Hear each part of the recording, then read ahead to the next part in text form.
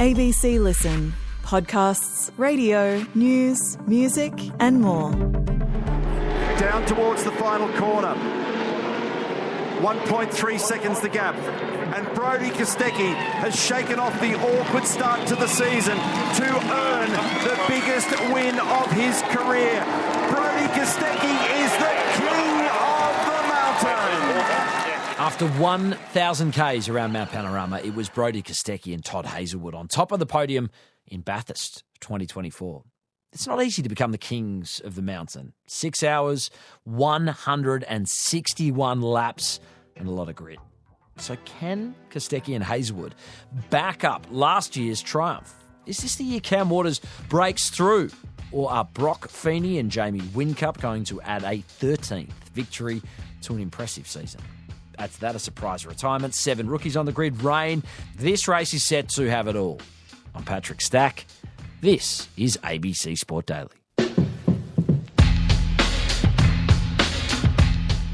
Jess Yates is the host of Fox Sports Motorsports coverage and is at Mount Panorama for the Bathurst 1000, which kicks off Thursday. Jess, I think we want to look back to look forward. Last year, Brodie Kostecki and Todd Hazelwood took out the title with Team Erebus Motorsport. This year, they come in off a win at the Bend, but with a new car and a new team, do you feel like the stars are aligning for a title defence at the mountain?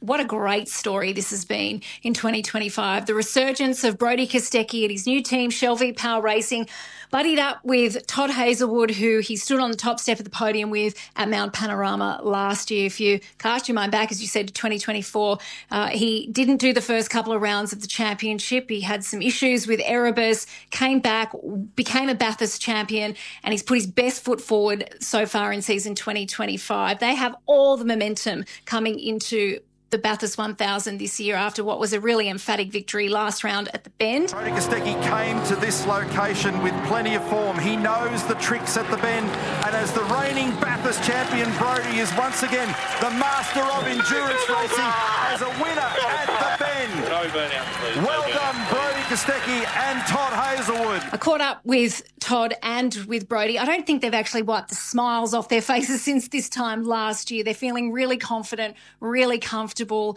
Of course, he has the same engineering group around him, which gives them a great deal of confidence coming here too, because they know what it takes to have speed in the car, how to put themselves at the front of the field. Well, I'll tell you what, it's never too late than never to find some form. I felt like at QR we were, sort of had a bit of a pep in our step again, and the car's been a little bit more consistent as of late. We've definitely shown some, great spurts of speed. Like any year at Mount Panorama, it's almost impossible to forecast what might happen, but I think we can say that Brodie Kostecki and Todd Hazelwood will be two of the favourites heading into this year's great race. I feel like another one might be Brock Feeney. He's never won at Mount Panorama, so he's got that against him. But he's got experience with 4-time winner Jamie Whincup as co-driver.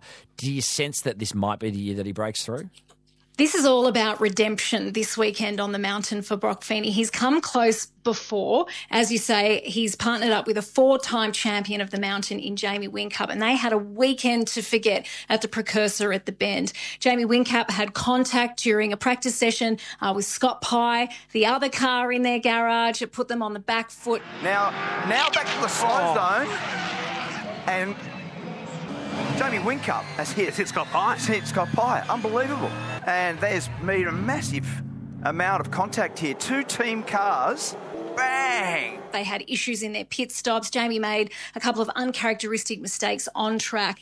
They were really disappointed with their performance. So they come into this weekend looking to make amends. I actually just caught up with Jamie Whincup, who said, when you roll into Mount Panorama, you see the sign, you get into the pit garages, that emotion of what it means to perform here comes raging back. He's thirsty to get his name back on that trophy and have another race win. And for Brock Feeney, we've seen the emotion on his face when he's just fallen short. I'm gutted. We were real fast. I mean, the track was coming to us, and I don't know what the field numbers are like, but we were real fast out there. And this place can be the best, but it also can be the worst. So I'm absolutely gutted, mate. He's been the benchmark so far this year, leading the championship, most race wins, most pole positions. He would absolutely be a red-hot favourite to add a Bathurst trophy to his tally. Cam Waters and Mark Winterbottom, they have been there or thereabouts for a long, long while. Waters is a 3-time podium placer. Do you sense that this is the moment for them to go to another level and really stamp their authority and claim this title?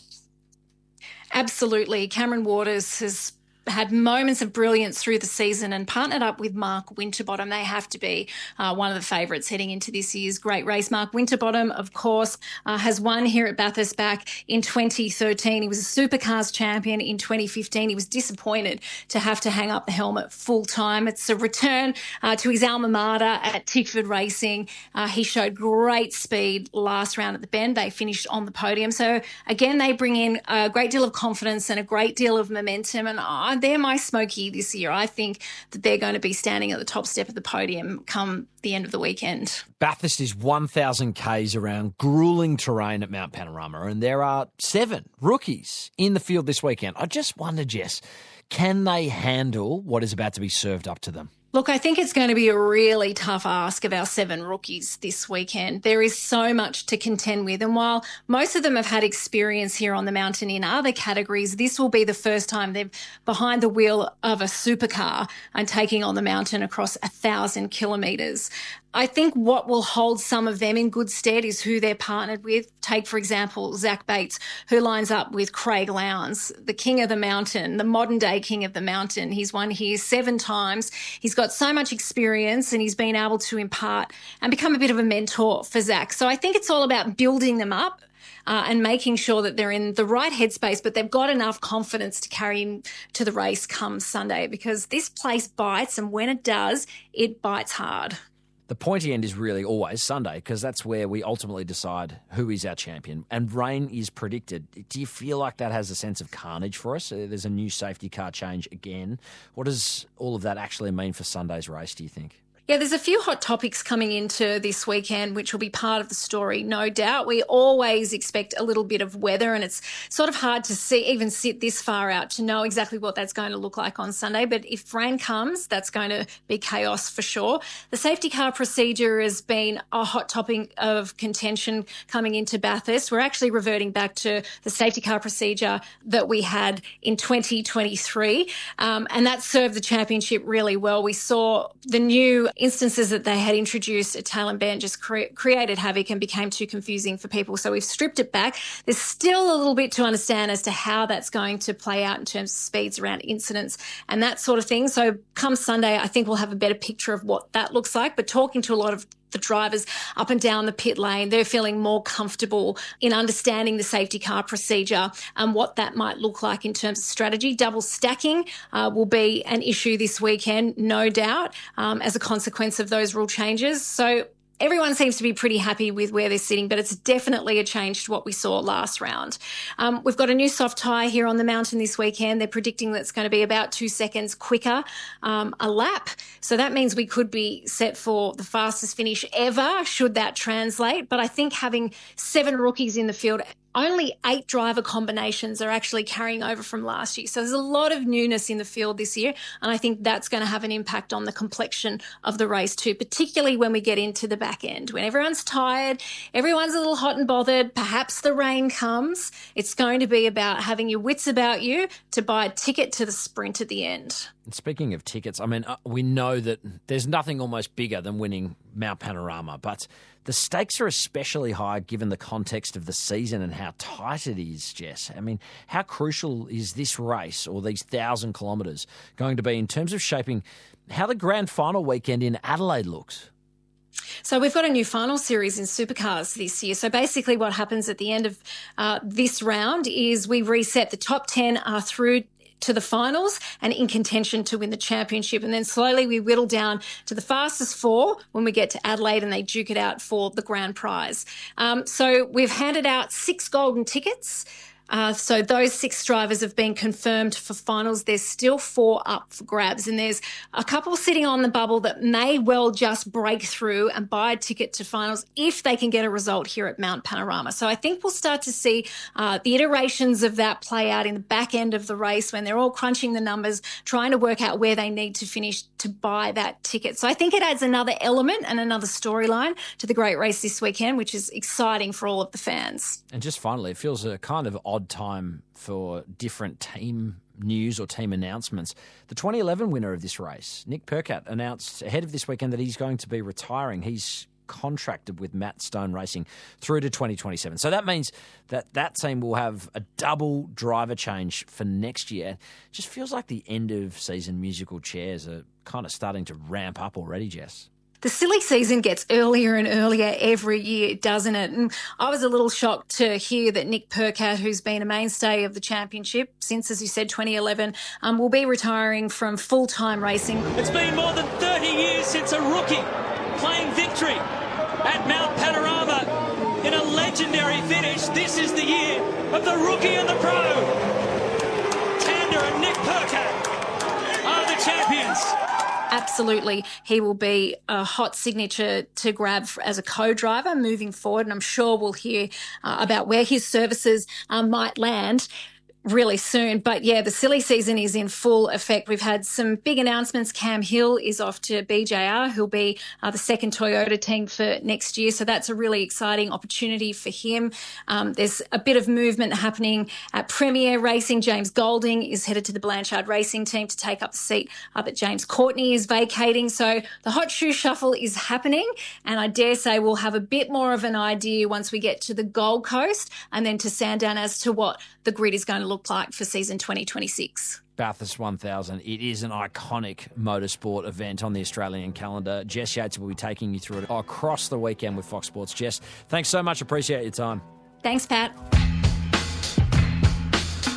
Headlines. Cricket Australia has sought to downplay fresh concerns about the severity of Pat Cummins' back issue. There are multiple reports that the Aussie captain's injury isn't progressing as hoped. The first test looks unlikely. The entire summer really could be in doubt. Well, CA told this podcast there's no official update from them, and the rehabilitation remains ongoing. So watch this space, I suppose. In better news, Matilda's coach Joe Montemurro has all but confirmed Sam Kerr will be back for the Tillies in this month's friendlies with Wales and England, saying she hasn't played 90 minutes yet, so we'll just see getting closer to camp what sort of minutes we believe is going to be best for her. Kerr actually spoke recently about her return to the pitch for club side Chelsea. It was so nice. I heard all the Chelsea fans get up and start clapping, and it was obviously a nice moment. And then even better, I heard all the Villa fans booing, and I was like, yes, I'm back.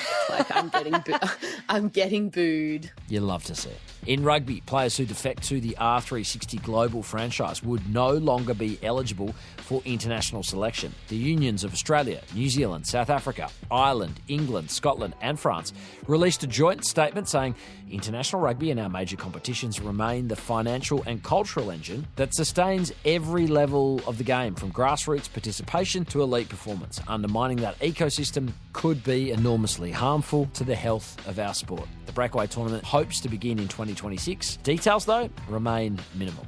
We actually spoke to all of this last week with Rugby Australia Chief Executive Phil Waugh. Interview is in our feed, worth a listen. The AFL trade period is gathering pace. The big news, West Coast awarded Pick 2 as compensation for skipper Oscar Allen heading to Brisbane. Speaking of the Lions, Brandon Starcevich is heading west to the Eagles in a deal that also resulted in the Dockers eventually receiving Judd McVie. Sam Flanders goes from Gold Coast to St Kilda for Pick 7, which might be used to see the Suns land Christian Petrarca. Rolling coverage is on the ABC Sport website. We talked about tennis players experiencing burnout yesterday, but in China, it's the literal heat causing issues. Temperatures hovered around 30 degrees and 80% humidity at the Shanghai Masters, triggering a number of players to speak out about the conditions. World number 11, Holger Rune, raised concerns on Sunday. You want to play today on the court? Ice towel. Yeah. While Novak Djokovic was seen vomiting on court and Jannik Sinner retired hurt due to cramping at the Wuhan Open, Emma Raducanu retired due to exhaustion. Finally, LeBron James got the basketball community talking yesterday with a video announcing he was making the decision of all decisions. Fans and media wondered whether this was a retirement announcement or maybe just an ad. It was the latter. Man, this is tough. In this fall, I'm going to be taking my talents to Hennessy VSOP. VSOP? And this was the conclusion you woke up with this morning? That was the conclusion I woke up with this morning. A lot of fuss for some booze, if you ask me. I'm Patrick Stack. This is ABC Sport Daily, produced by Poppy Penny. Thanks to Fox Sports, Supercars, Tennis TV, LeBron James Twitter, and the Women's Game podcast for the extra audio used in this episode.